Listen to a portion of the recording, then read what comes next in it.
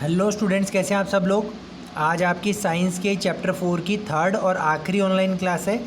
आज अपन जो chapter heat नाम का जो चैप्टर नंबर 4 पढ़ रहे थे, आज अपन उसको ख़त्म कर देंगे। ठीक है, पिछली क्लास में अपन ने पढ़ा था कि जो वस्तुएं, जो ऑब्जेक्ट्स जिनसे हीट ट्रांसफ़र हो सकती है एक जगह से दूसरी जगह में, उन्हें हम कंडक्टर्स कहते हैं। और वो ऑब्जेक्ट्स जो हीट को ट्रांसफ़र नहीं करते, उन्हें अपन पुअर कंडक्टर या फिर इंसुलेटर कहते हैं। ठीक है, और फिर अपन ने एंड में यहाँ पे छोड़ा था कि एयर और वाटर भी क्या हैं, हीट के पुअर कंडक्टर्स हैं। ठीक है, नहीं, ये हीट को ट्रांसफ़र नहीं करते।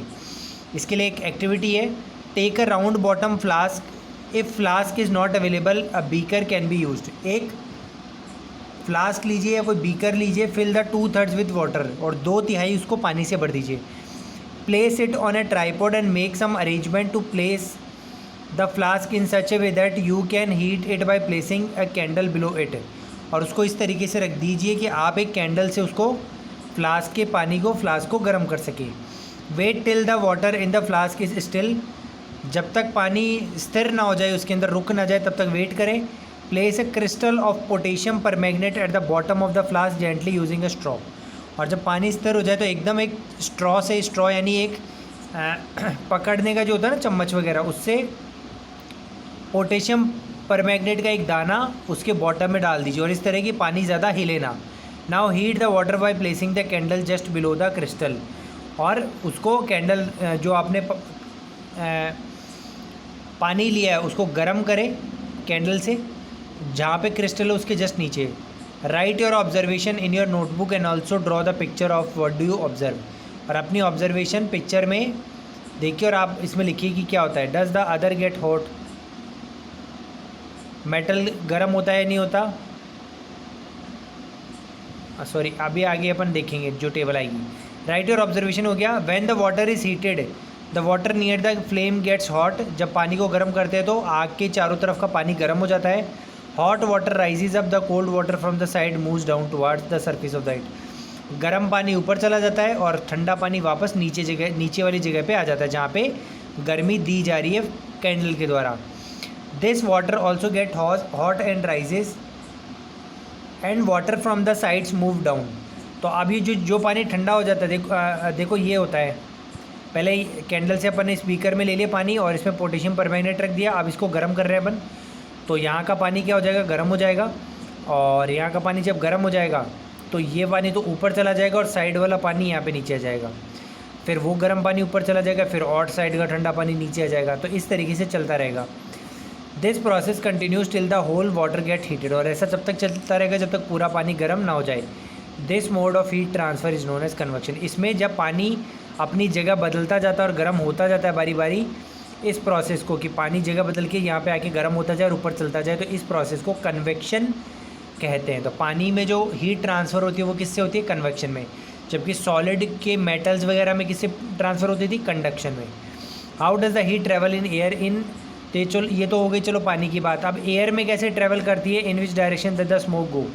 अब देखो धुआं किस डायरेक्शन में जाती है, the air near the heat source gets hot and rises. जहाँ कहीं भी गर्मी होती है तो वहाँ की गर्म हवा, मतलब हवा गर्म हो जाती है और ऊपर उठती है। देखो कोई भी गर्म चीज़ होती है ना, वो ऊपर जाने की कोशिश करती है। The air from the sides come in to take its place, in this way the air get heated. और इस तरीके से जैसे पानी में पानी ऊपर चला जाता है और साइड का पानी वहाँ पे आ जाता है ना, वैसे ही हवा ऊपर चली जाती है और साइड की ठंडी हवा वो उस गर्म जगह पे आकर खुद गर्म होने लग जाती है। तो इस तरीके से हवा भी गर्म होती है या हीट को ट्रांसफ़र करती है। चलो अब एक लेते हैं, light a candle, keep one hand above the flame and one hand on the other side of the flame.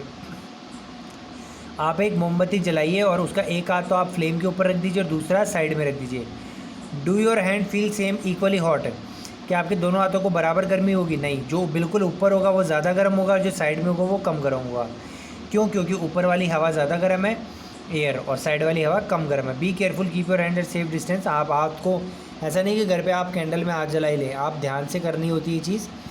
ठीक है, ऐसे एक बार तो ऊपर और एक साइड में, तो ऊपर ज़्यादा गर्मी होती है, साइड में कम गर्मी होती है। Notice that towards the top the air get heat by convection, therefore the hand above the flame feels hot on the sides, however there is no convection and air does not feel as hot as the top।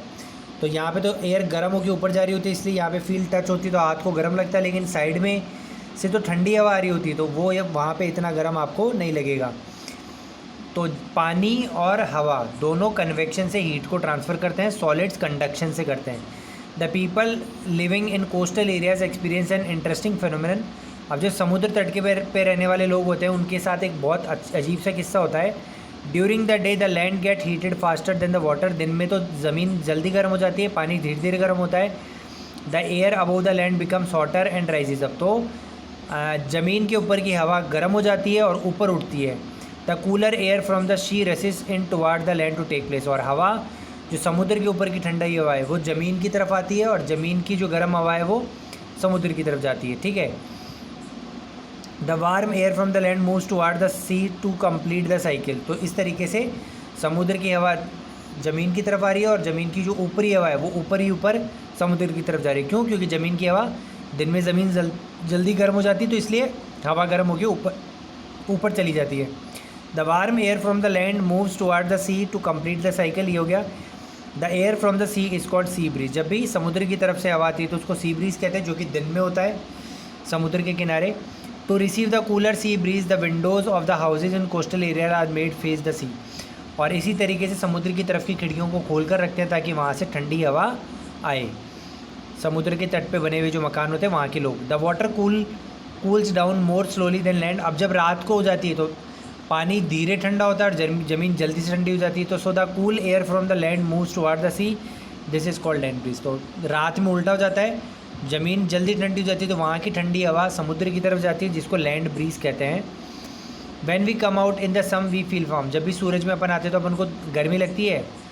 How does the heat from the sun reaches. तो sun की heat अपने तक कैसे पहुँच रही है? It can not reach by conduction और convention as there is no medium such as air in most part of the space between the earth and the sun. अब देखो, अपने अर्थ पे तो वातावरण है, एयर है, लेकिन अर्थ के बाहर तो स्पेस है। स्पेस पे तो कोई मीडियम ही नहीं है, कुछ भी माध्यम नहीं है। तो फिर सन की जो हीट है वो अर्थ तक कैसे पहुंचती है? ना तो कंडक्शन से पहुंचती है ना कन्वेक्शन से पहुंचती है। क्यों? कंडक्शन और कन्वेक्शन के लिए मटेरियल ज़रूरी है और स्पेस में तो मटेरियल होता ही नहीं है। देखिए, आपको ये इससे दिखा रखा है दिन में क्या होता है। यहाँ की गर्मी, यहाँ ज़्यादा गर्मी हो जाती है और यहाँ ठंड रहती है। तो यहाँ की हवा ऊपर चली जाती है और यहाँ हवा की कमी हो जाती है। तो ठंडी हवा समुद्र से मकानों की तरफ जाती है, जिसको कहते हैं अपन सी ब्रीज। रात को ज़मीन जल्दी ठंडी हो जाती है, समुद्र का पानी गर्म रहता है, तो रात को हवा, ठंडी हवा इधर ज़मीन से इधर जाती है, उसको बोलते हैं लैंड ब्रीज। ठीक है। तो ऐसे ये साइकिल कंप्लीट होती है। हाँ, अब अपन बात कर रहे थे सन की। सनलाइट अपने तक हीट कैसे पहुंचती है? From the sun the heat comes us by another process is known as radiation. तो अब एक प्रोसेस और है कि सन से हमारे पास जो लाइट आती है, जो हीट आती है, गर्मी आती है, वो किससे आती है? एक प्रोसेस है जिसका रेडिएशन कहते हैं।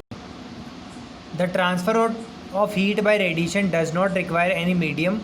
जब रेडिएशन से हीट ट्रांसफ़र होता है तो उसमें कोई मीडियम की, कोई एयर, वाटर या सॉलिड की ज़रूरत नहीं होती। It can take place whether a medium is present और नॉट। ये बिना मीडियम में भी हो सकता है, यानी स्पेस में भी हो सकता है।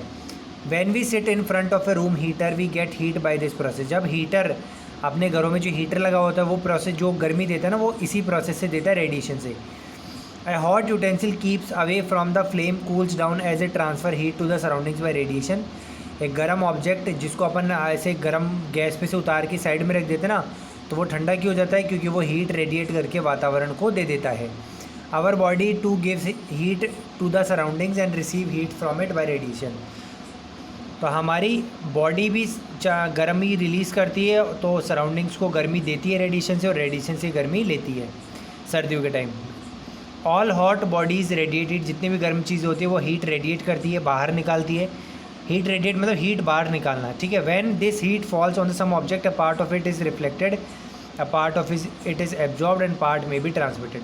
तो जब एक ऑब्जेक्ट से निकली हुई हीट किसी दूसरे ऑब्जेक्ट पर गिरती है तो कुछ हीट तो रिफ्लेक्ट हो जाती है, वापस टकरा कर आ जाती है, कुछ वो एब्जॉर्ब सोख लेता है, और कुछ हीट आर पार चली जाती है।